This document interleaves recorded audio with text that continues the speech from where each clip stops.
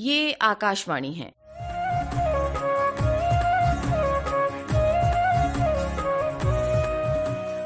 चलती रहे जिंदगी प्रस्तुत है आकाशवाणी और विज्ञान प्रसार के संयुक्त प्रयास से तैयार सतत विकास की आपदाओं की समझ और प्रबंधन पर आधारित विज्ञान धारावाहिक चलती रहे जिंदगी की 33वीं कड़ी स्थायी खनन।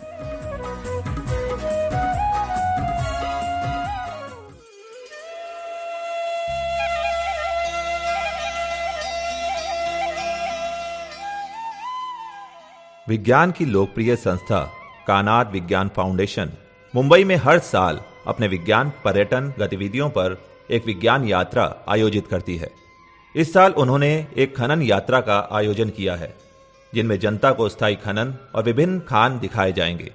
झारखंड राज्य में धनबाद के आसपास खानों को दिखाने के लिए दौरे का आयोजन किया गया है और उनकी वापसी यात्रा के बाद से उन्हें चंद्रपुर कोयला खानों की एक झलक दिखाई जाएगी, ताकि जनता को ये अंदाज हो सके कि गड्ढे वाली खान कैसे खोदी जाती है और कोयला और अयस्क की सुरंग प्रकार की खानों को किस प्रकार प्रबंधित रखा जाता है।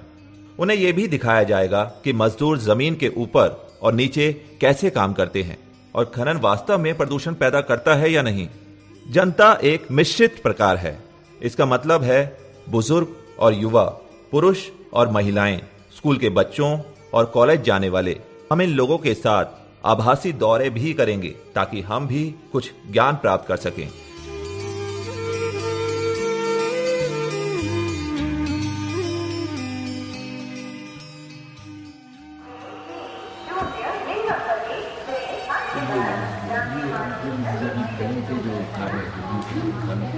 सब खानों के अंदर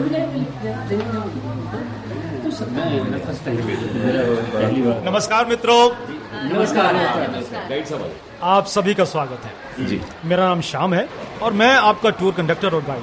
मैं पूरे समय आपके साथ रहूंगा, बोर मत होइएगा मुझसे।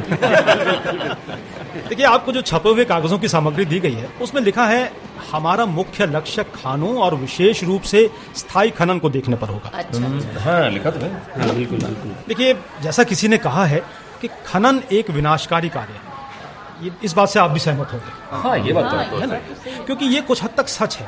क्योंकि आप मिट्टी की बेरहमी से खुदाई करते हैं और तब तक खुदाई करते रहते हैं जब तक कि धरती लहूलुहान ना हो जाए, है ना? होता है ना ऐसा? और अक्सर खुदाई की वजहों से दुर्घटनाएं भी हो जाती हैं, आपने देखा होगा। हाँ, ये बात भी। और साथ ही सबकी वजह से हम आसपास के इलाकों को प्रदूषित भी करते हैं। ये बहुत बड़ा कारण है। आपने देखा होगा कितने लोग बीमार पड़ जाते हैं और कभी कभी इस प्रदूषण के कारण मर भी जाते हैं। और इसके साथ ही वो मजदूर जो इन खानों में काम करते हैं वहां की जहरीली गैसों के कारण मर जाते हैं। ये बहुत बड़ी समस्या है। कितनी समस्याओं को उन्हें सामना करना पड़ता है। अचानक सुरंग में आने वाले पानी की घबराहट, खनन के कारण लोगों का विस्थापन, और जो लोग विस्थापित हो रहे हैं उन्हें जमीन का अनुमानित मूल्य भी नहीं मिल रहा है। ये भी सच बात है, जो उन्होंने या तो बेच दिया है या फिर गिरवी रखा है। आप अक्सर अखबारों में पढ़ते होंगे और न्यूज में भी देखते हो। इस सब के बावजूद किसी भी देश ने खनन पर रोक नहीं लगाई है। अच्छा, ये बड़ी समस्या वाली विडंबना है। बल्कि अयस्क और कोयला की बढ़ती जरूरतों को पूरा करने के लिए हाल के दिनों में खनन की गतिविधियों में कई बार बढ़ोतरी हुई है।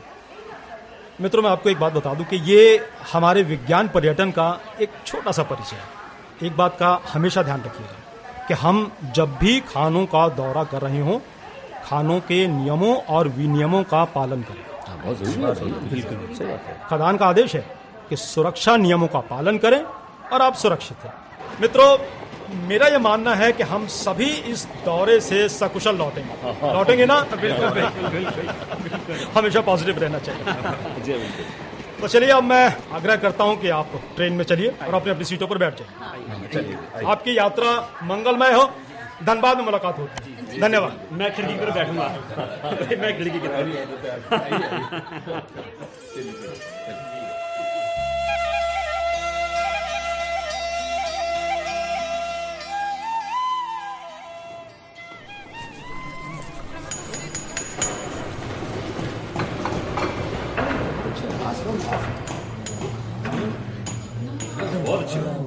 आइए सब। हाँ, मौसम तो बहुत साफ है। मैं पहली बार आया हूँ, सच बता रहा हूँ। खानों के अंदर लिफ्ट होती है जिससे नीचे जाते हो क्या? लिफ्ट भी होती है यहाँ। दोस्तों खनन की इस धरती पर आपका स्वागत है।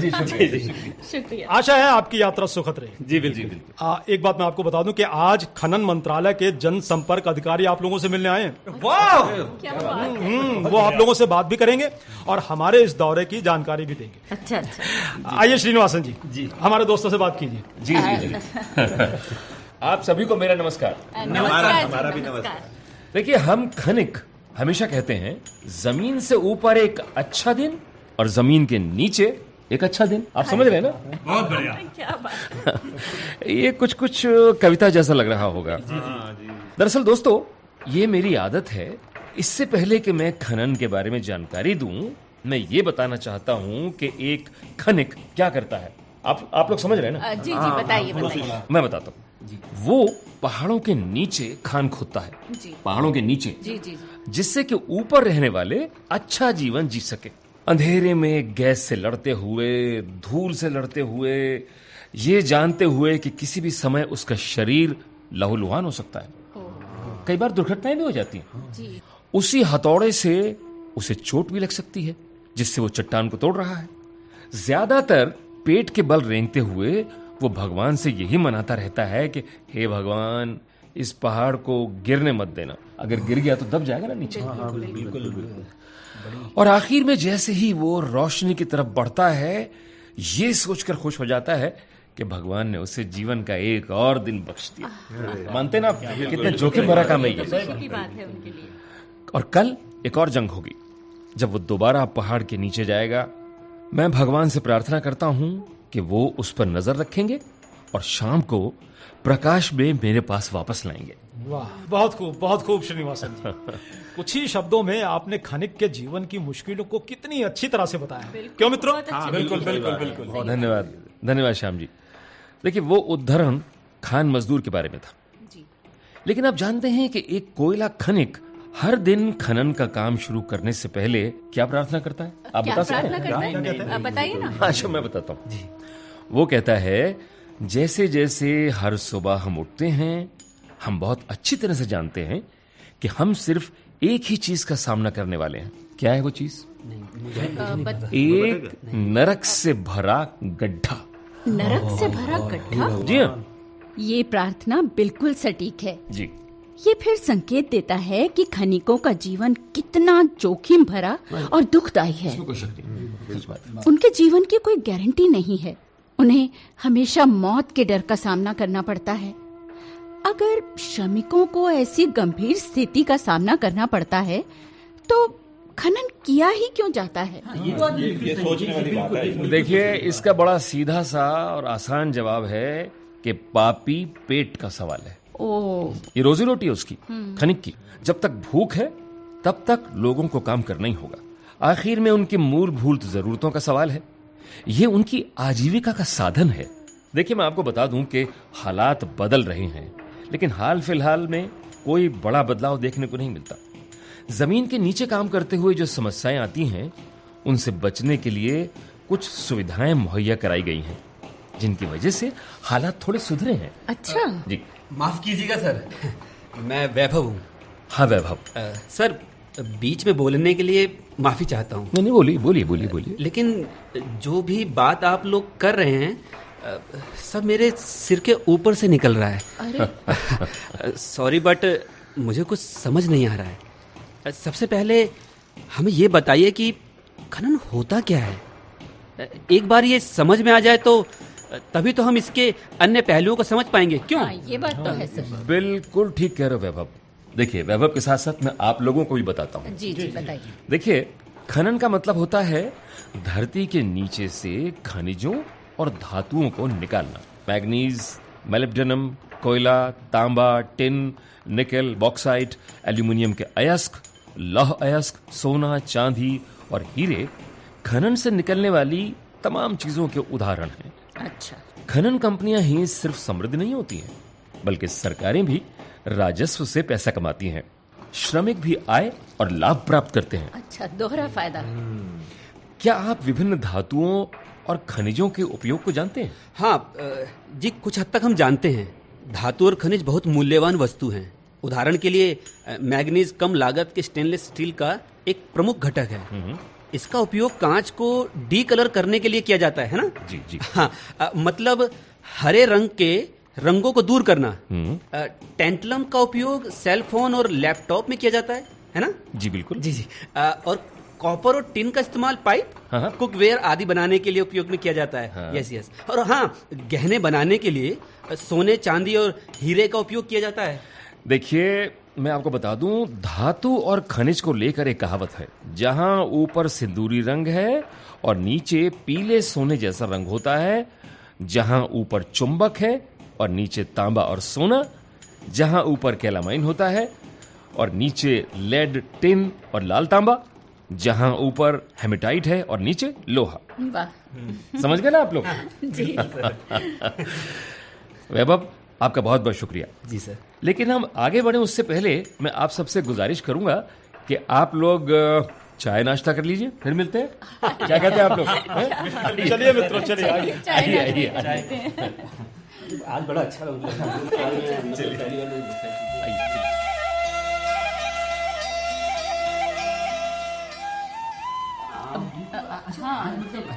अरे बहुत अच्छा। आप देखते हैं आगे क्या जानकारी मिलती है। आप सब लोगों का फिर से स्वागत है। जी जी।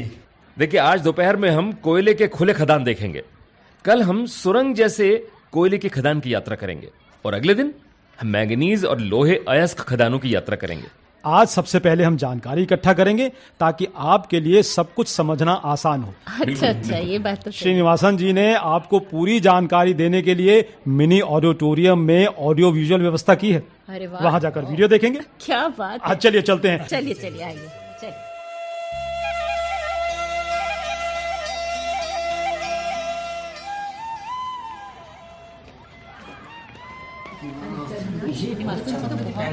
आइए आइए, आप सभी का बहुत बहुत स्वागत है। जैसा कि आज आपको बताया गया है कि आज हम खनन के बारे में सारी जानकारी हासिल करेंगे। जी जी। भारत में खनिज उद्योग देश के जीडीपी और विदेश व्यापार में जरूरी योगदान करता है और रोजगार का भी एक स्रोत है।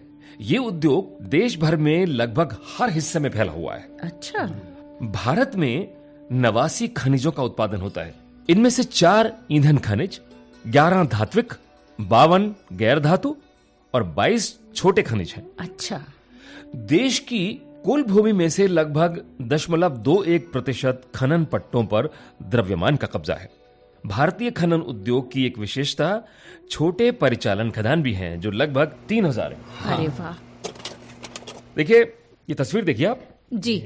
जैसा कि तस्वीरों में साफ दिख रहा है कि खनन एक खतरनाक गतिविधि है, क्योंकि खनिकों को धरती के अंदर जाकर बहुमूल्य धातु, अयस्क, कोयला या कच्चे तेल निकालने के लिए मशक्कत करनी पड़ती है। खनिक तो ऐसी परिस्थिति में काम करने से भी गुरेज नहीं करते हैं। जैसा कि मैंने आपको बताया कि खनन एक विनाशकारी प्रक्रिया है, लेकिन इससे हमें रोजमर्रा के इस्तेमाल की जरूरी चीजें मिल जाती हैं। इनमें आम चीजों से लेकर अनमोल चीजों तक और निष्क्रिय से लेकर खतरनाक चीजों तक कुछ भी हो सकता है। खनन औद्योगिक सभ्यता की नींव है। समझते ना आप लोग? जी जी। और खाने आकार में छोटी या बहुत बड़ी हो सकती हैं। सर सॉरी सर, वो बीच में बोलने के लिए माफी चाहता हूँ। बोलिए। लेकिन सर, कितनी तरह के खाने होती हैं? 4 तरह के खाने होती हैं। 4 तरह की? जी, अभी दिखाता हूं आपको। देखिए, यहां स्क्रीन पर इस तस्वीर को देखिए। जी। ये प्लेसर खान है। प्लेसर माइनिंग में वो खनन शामिल होते हैं जहां कच्चे खनिजों को रेत या बजरी में या सतह पर जमा किया जाता है। अच्छा। और डायनामाइट या किसी अन्य महत्वपूर्ण साधन का उपयोग करके उन्हें घसीटे बिना उठाया जाता है। शब्द प्लेसर का स्पेनिश में अर्थ होता है रेत बैंक। ओ, रेत बैंक। रेत बैंक समझते ना? जी। पैनिंग, ड्रेजिंग, टुकड़ा करने की क्रिया, घुमाव का उपयोग करना या जमीन पर जो गिरा है उसे उठाना, ये कुछ विशेष प्रकार की प्लेसर खनन है। जी जी। ये देखिए, ये अगली तस्वीर हाइड्रोलिक खान की है। जी जी। अच्छा। हाइड्रोलिक खनन में पानी के उच्च दबाव का इस्तेमाल किया जाता है। हम पानी का जिक्र कर रहे थे ना पहले, पानी का डर, घबराहट वाली बात। वही है ये। चट्टान और बजरी के क्षेत्र में पानी का छिड़काव किया जाता है और पानी के दबाव से चट्टान टूट जाती है। अरे वाह। और अयस्क और प्लेसर जमा अलग हो जाती हैं। पानी और अयस्क का मिश्रण फिर मिल जाता है, लेकिन यह बहुत विनाशकारी तरीका है और ज्यादातर क्षेत्रों में गैर कानूनी घोषित किया जा चुका है। अच्छा। अच्छा, अब इधर देखिए। जी जी। ये तीसरी खान है hard rock. Hard rock. Hard rock खनन में आमतौर पर चट्टानों की खुदाई करके खनिज पदार्थ निकाले जाते हैं जो उनके अयस्क रूप में प्राप्त होते हैं, यानी धातु और ऑक्सीजन। जी। ऐसा करने के लिए खनिक कुदाल और फावड़े के साथ साथ रॉक ड्रिल, डायनामाइट आदि चीजों का भी इस्तेमाल करते हैं। अच्छा अच्छा। खनिक या तो बिल्कुल सीधी नीचे की तरफ खुदाई करते हैं जिससे वो अयस्क तक पहुंच सकें, या फिर सुरंग जैसी खुदाई करते हैं जो सीधे चट्टान को भेद देती है। चट्टान को? पहली तरह की खुदाई में ऊपर की तरफ एक ढांचा बनाया जाता है जो सहारा देने का काम करता है। दोनों ही मौकों पर लकड़ी का इस्तेमाल किया जाता है जिससे कि चट्टान खिसकने और लोगों के फंसने का खतरा ना हो। वाह, ये अच्छी बात है। ना, ये सावधानी बहुत बरतनी। अच्छा। हाँ, ये सर, ये अच्छी सावधानी बात वाली है। बात है। दोनों ही सूरतों में जमीन के नीचे जलस्तर तक पहुंचने की भी शंका रहती है, यानी पानी का खतरा। लिहाजा पानी को लगातार निकालते रहने की व्यवस्था भी करनी पड़ती है। कभी कभी तो इतना पानी भर जाता है कि खनिकों को खान छोड़नी पड़ती है। और अब ये है आखिरी तस्वीर। ये आखिरी तस्वीर ऐसी खानों की है जो खुले गड्ढों जैसी होती हैं। अच्छा। हार्ड रॉक खनन के लिए सुरंग की खुदाई के विपरीत इस तरह की खानों में जमीन पर बहुत बड़ा गड्ढा खोदा जाता है। अच्छा। इस तरह की खुदाई का इस्तेमाल तांबे और मोलिब्डेनम जैसे खनिजों को निकालने के लिए किया जाता है। अच्छा अच्छा। खुले गड्ढे वाली खानें बहुत बड़ी होती हैं और आसपास के परिदृश्य को तबाह कर देती हैं। ओह। देखिए, जैसा कि इस तस्वीर में साफ देखा जा सकता है, 19वीं शताब्दी में इस तरह का खनन कम ही किया जाता था। अच्छा अच्छा अच्छा। तो चारों स्लाइड्स देखकर आपको काफी कुछ समझ में आया होगा। जी जी जी, बहुत बहुत जानकारी। तो आप लोगों ने देखा कि इस 4 प्रकार की खानों में अंतर क्या होता है। जी सर, बिल्कुल है ना? बहुत अच्छे तरीके। जी जी जी। और लंच टाइम भी हो गया है। अरे इसको तो खाने की पड़ी रहती है।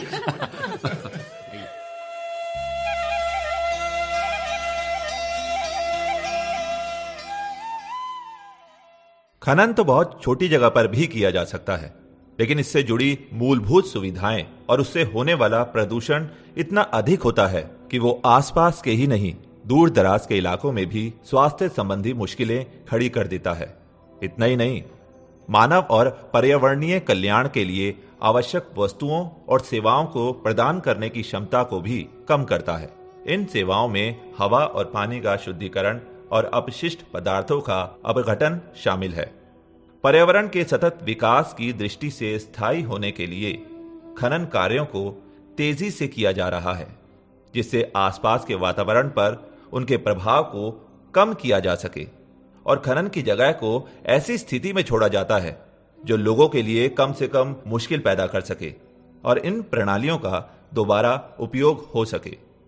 खनन के पर्यावरणीय प्रभावों को कम करने के लिए खनन उद्योग द्वारा कई प्रबंधन रणनीतियों और तकनीकों का विकास और उपयोग किया जा रहा है। श्रीनिवासन जी का इनके बारे में क्या कहना है, आइए उनकी बात भी सुन लेते हैं।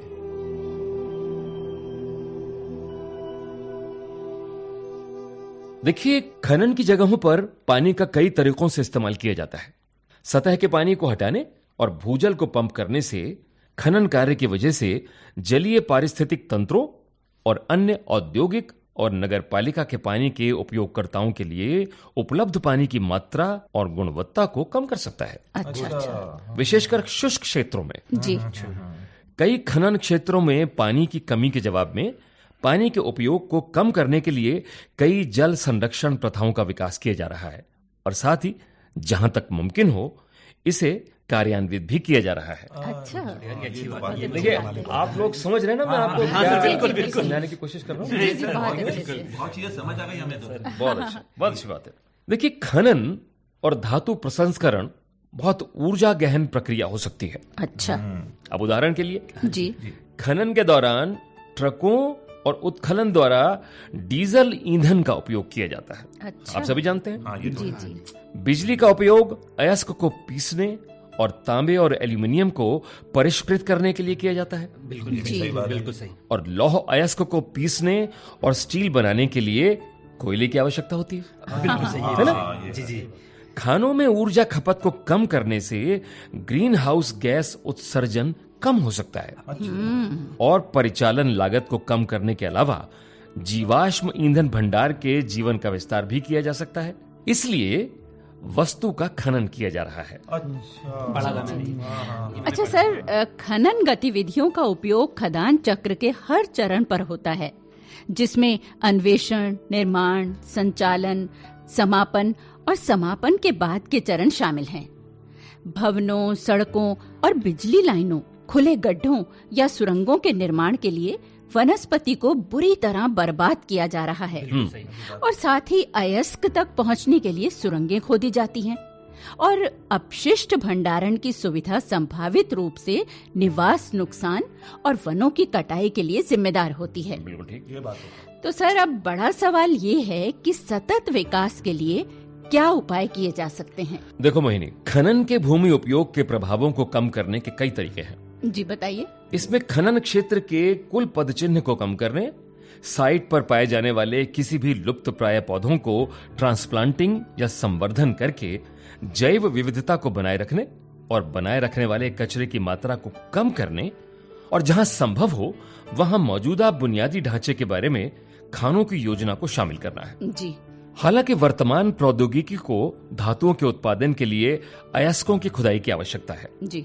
लेकिन बायोमाइनिंग जैसे क्षेत्रों में अनुसंधान भविष्य में भूमि को कम से कम नुकसान पहुंचाकर खनन की संभावना प्रदान करता है। अच्छा। माफ कीजिएगा श्रीनिवासन जी, लेकिन आपने स्थिरता के बारे में बहुत हल्के ढंग से बात की है। हम नरम बोलने वाले विचार विमर्श की सराहना करते हैं, लेकिन क्या आपको नहीं लगता कि अवैज्ञानिक, अनियोजित और क्रूर खनन द्वारा पर्यावरण में लाई गई गिरावट आम है?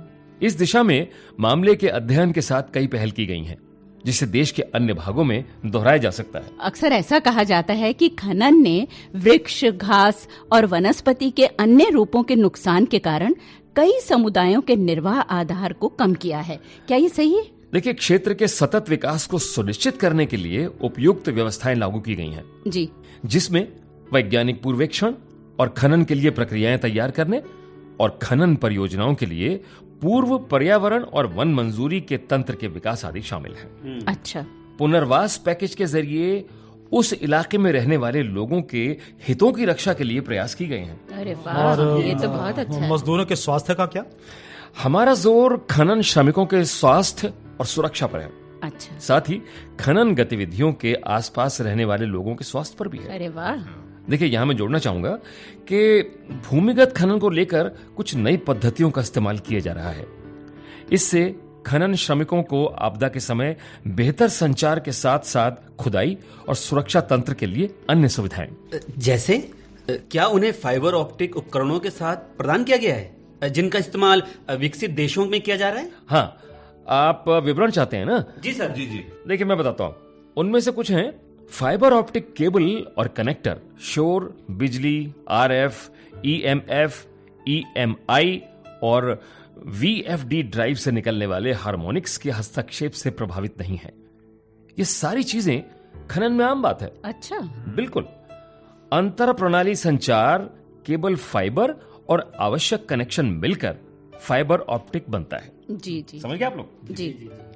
इससे camera system, VoIP, voice over internet protocol, phone system, भूमिगत और जमीन के ऊपर, आपातकालीन संचार प्रणालियों, पर्यावरण सेंसर जैसे carbon monoxide, methane, hydrogen sulphide और अन्य गैसों, लंबी दीवार सिस्टम और उप system, complex conveyor belt system नियंत्रण, रिमोट सिस्टम कंट्रोल के स्वचालन, कन्वेयर बेल्ट स्केल और कोयला राख विश्लेषण सिस्टम, फिर कुछ सुरक्षा उपकरणों जैसे फायर डिटेक्शन सिस्टम, भूमिगत कोयला खदानों में लेजर सुरक्षा है।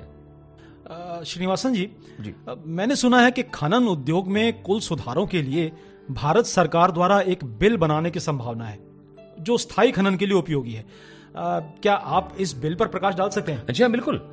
बिल खनन क्षेत्र में एक पूर्ण और समग्र सुधार की तलाश है ताकि खनन कार्यों से प्रभावित लोगों को टिकाऊ खनन और स्थानीय क्षेत्र के विकास और लाभ साझा करने के तंत्र से संबंधित मुद्दों का समाधान किया जा सके। जी, ये एक प्रमुख कदम है जो परियोजना प्रभावशाली लोगों के जीवन में स्थायी खनन विकास और परिवर्तन के बारे में बताएगा। अच्छा सर, क्या ये लाभ साझा करने के बारे में बात करता है? हाँ, ये विधेयक परियोजना प्रभावित लोगों के लिए लाभ साझाकरण फार्मूले के बारे में बताता है। अच्छा। जैसा कि कोयला खनन और अन्य खनिजों से 26% लाभ जो पिछले वर्ष में दिए गए रॉयल्टी के बराबर राशि है। अच्छा, ये अच्छी खबर है। सर, इस बिल का नाम क्या है? बहुत अच्छा सवाल किया आपने।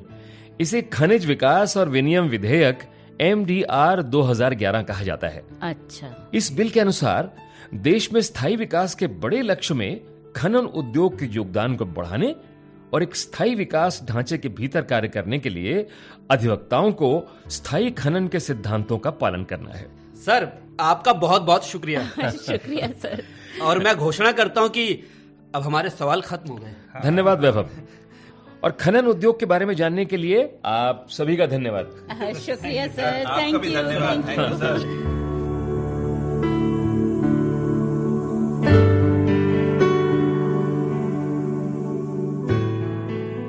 अगले 2 दिन विभिन्न खानों का दौरा करने में बीत गए। यात्रा के बारे में मैं क्या कह सकता हूं, पर्यटकों के साथ खूब मजा आया। मैं कहता हूं कि विज्ञान पर्यटन फिर से सफल रहा। इसलिए दोस्तों, आप सभी को पर्यटन मुबारक। दोस्तों, इन दिनों मजदूरों को वास्तव में कम पैसे दिए जा रहे हैं। उन्हें पर्याप्त सुविधाएं नहीं दी गई हैं। भूमि मालिक को उचित भुगतान नहीं किया गया था। स्थानीय लोगों को उनका बकाया नहीं दिया गया था। प्रदूषण बड़े पैमाने पर था। खदान में विस्फोट, आग और बाढ़ के कारण लोग मारे गए। इसीलिए विनाश की लंबी सूची पर रोक लगा दी जाएगी। कैसे और कब, यह $1 मिलियन सवाल है।